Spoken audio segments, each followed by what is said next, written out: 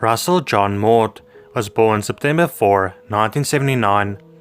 On May 5, 1982, he was busy playing in the sandbox of his family's residence in Wheatfield, New York. Around 12:20 p.m., his mother went inside to repair one of his toys. She came back less than 5 minutes later, and there was no sign of Russell. The gate in the fence was closed, and it was locked from the outside. The fence was 4 feet high, but there was one part that was lower than the rest. Russell climbed over that part just the day before, so it is possible that he climbed over again. An unidentified white male and female are wanted for questioning regarding Russell's disappearance. The couple was spotted in the area of the Russell family's home at the same time he vanished. No one saw the couple interact with Russell, and it is not known if they are connected to this case, but investigators would like to question them as possible witnesses if nothing more. The female had dark brown curly hair and was in her early to mid-20s in 1982. The male had light brown hair and a mustache. He was in his late 20s to early 30s in 1982. The couple was seen riding in a white 1965 or older Corvette with a black convertible top. Others believe that Russell wasn't abducted.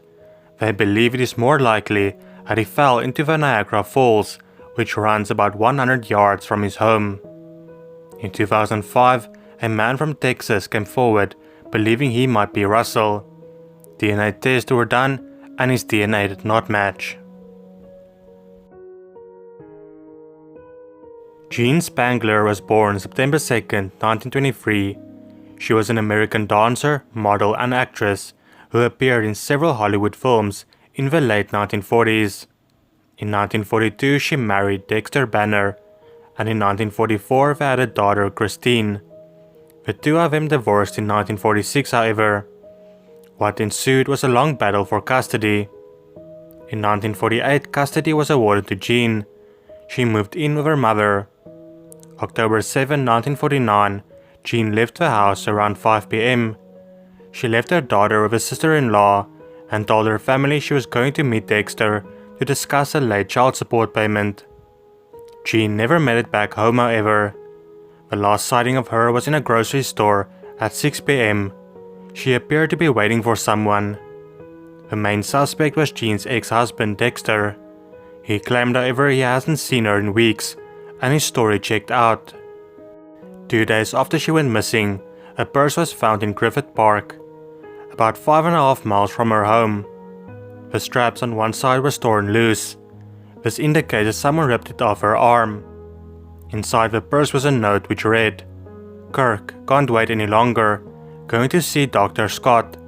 It will work best this way while Mother is away." No one knew who Kirk is or Dr. Scott.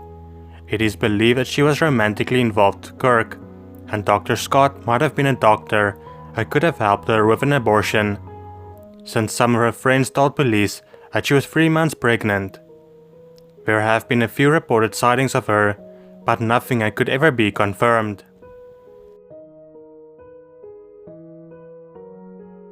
Mark Himebaugh was an 11-year-old boy living in Delhaven, New Jersey. His nickname was Curious George. Mark had red hair, blue eyes and freckles. He struggled with OCD and was on medication to help him. He also had frequent tantrums and angry outbursts. On November 25th, Mark's mother let him go outside to watch how firefighters were putting out a fire about a quarter mile from their house. She left the house for a quick 5-minute errand. She was delayed, however, and only got back to their house 40 minutes later. Mark was still not back, but she assumed he was playing with some neighborhood kids. Only at 5 p.m. that day, when he still hadn't returned, he was reported missing. Around 9 p.m. that night, Mark's left shoe was found at Sunday Beach, and his footprints were found nearby. Witnesses saw Mark at a local park talking with an unknown girl about 9 years old.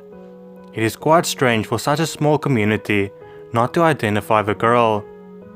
Mark was also seen later with 2 men. One of them was between 30 to 35 years old with dark red hair in a ponytail. but was the last known sighting of Mark, and to this day he still hasn't been found.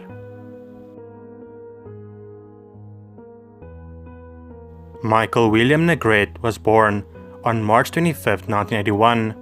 He was an 18-year-old student at the University of California, Los Angeles. Michael was a popular freshman at UCLA on a music scholarship. He lived in Dykstra Hall.